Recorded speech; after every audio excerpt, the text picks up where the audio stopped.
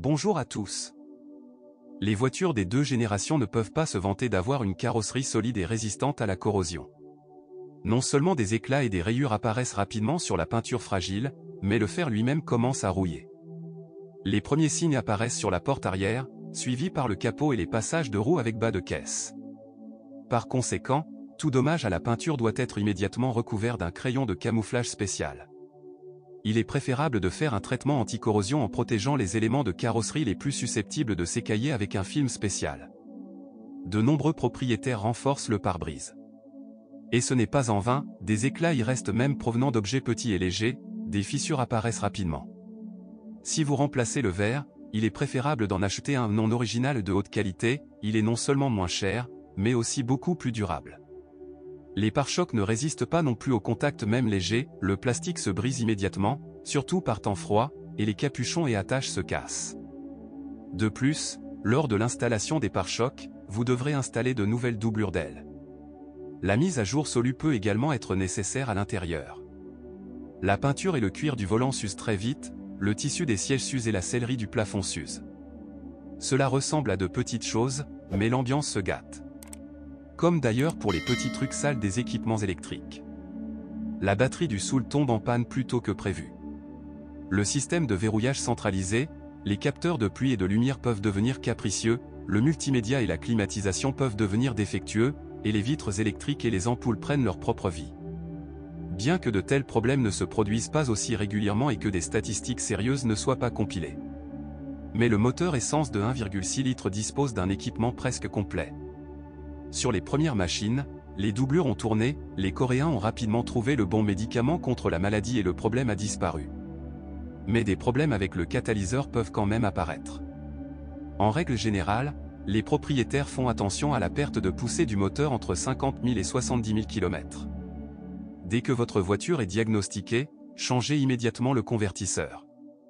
Sinon, vous serez bientôt assuré d'une réparation moteur, des fragments de nid d'abeilles en céramique sont aspirés dans le moteur et détruisent le groupe cylindre-piston.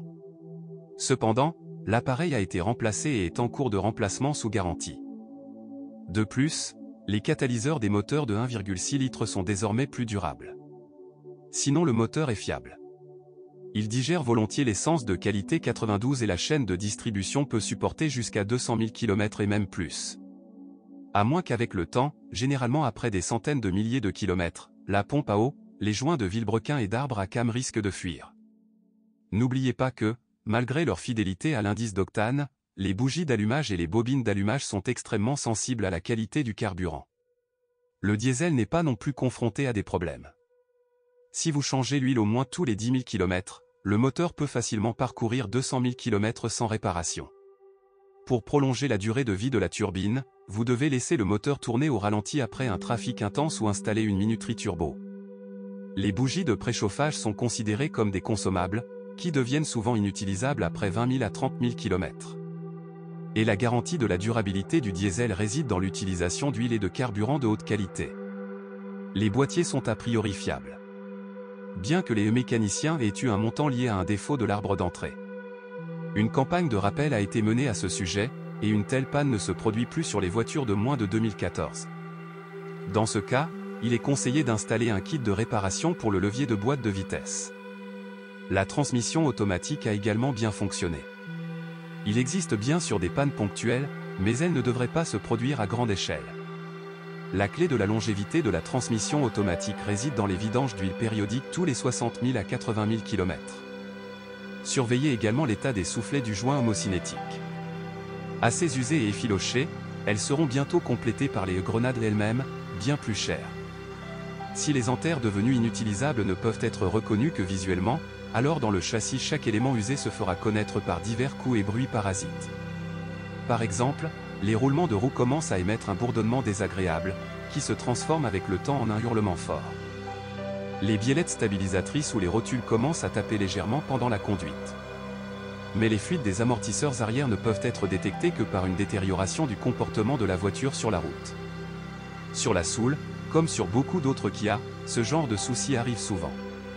Le problème est généralement résolu en sélectionnant des pièces similaires auprès de marques célèbres.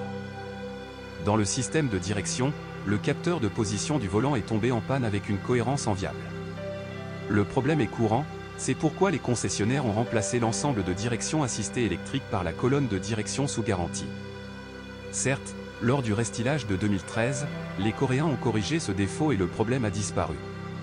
Les disques de frein se sont avérés très faibles, ils commencent à se déformer à 10 000 km. Les disques usinés sur une machine spéciale suffisent pour un maximum de 3 000 km. Par conséquent, en cas d'usure, remplacez les pièces standards par des pièces décentes non originales d'une marque bien connue. Non moins souvent, les capteurs ABS tombent en panne et il est préférable de les remplacer avec les fils d'alimentation. Le capteur de contact de la pédale de frein grille périodiquement, c'est pourquoi les feux stop ne s'allument pas. En général, il n'y a pratiquement aucune contre-indication sérieuse lors de l'achat d'une Dushka d'occasion. Les groupes motopropulseurs sont généralement fiables, le châssis est assez solide et le système électrique est réparable en raison de sa simplicité. Cependant, la voiture regorge de défauts mineurs. Les Coréens les ont systématiquement éliminés, c'est pourquoi nous recommandons des copies plus récentes.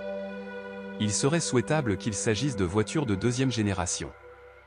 Si vous possédez ou aviez un tel modèle, partagez des informations sur ce qu'il casse et comment dans les commentaires.